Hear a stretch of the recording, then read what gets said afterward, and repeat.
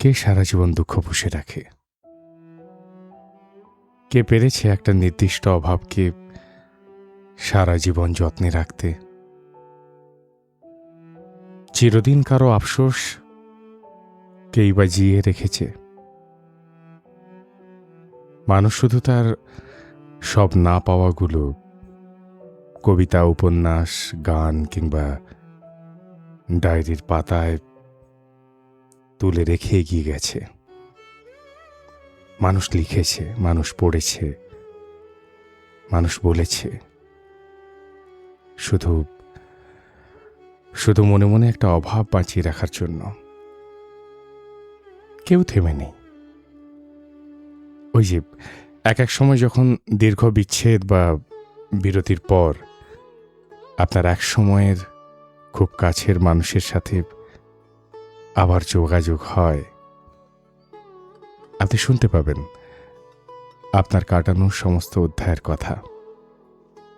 হয়তো এও শুনতে পাবেন যে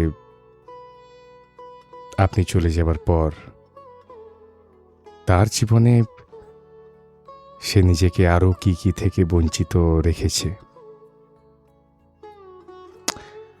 আপনার প্রিয় জিনিসগুলো অজান্তেই কবে তার প্রিয় জিনিস হয়ে উঠেছে ইত্যাদি। যেন কত কিছুই থেমে গেছে একজনের জীবনে। কিন্তু জীবন তো কোথাও থেমে থাকে না।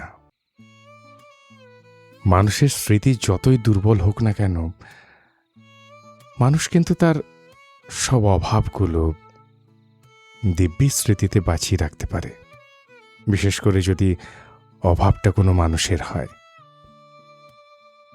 মাঝে মাঝে তো মনে হয় ফেলে আসা দিন আর স্মৃতি কুড়োতে কুড়োতে মানুষ অনেকটা জীবন কাটিয়ে দেয়। এমনটাও বললে কি খুব ভুল হবে?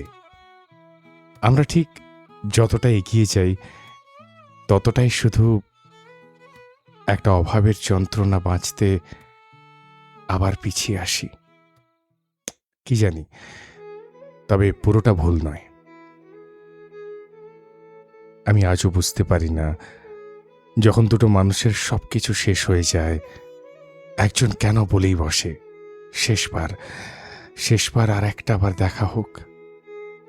কিসের শেষবার? যে মানুষ একবার চলে গেছে তাকে কি ফেরানো যায়? আর যদিও যায়, কি পড়ে থাকে তারপর? অভাব আর আশা।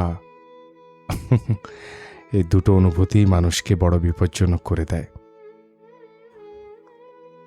মস্তিষ্কের নিউরনে কেমন যেন সব সব গোলমাল করে দেয়। এই যে এত কিছু এতক্ষণ বকবক করে গেলাম, এটাও তো একটা একটা অভাবের, একজনের অভাবের। সব শেষ, কিছুই নেই, কেউ নেই, শুধু অভাব বেঁচে আছে, যা দুঃস্বপ্নের মতো আমার নিউরনগুলোয় আশার আলো জ্বালায়। অথচ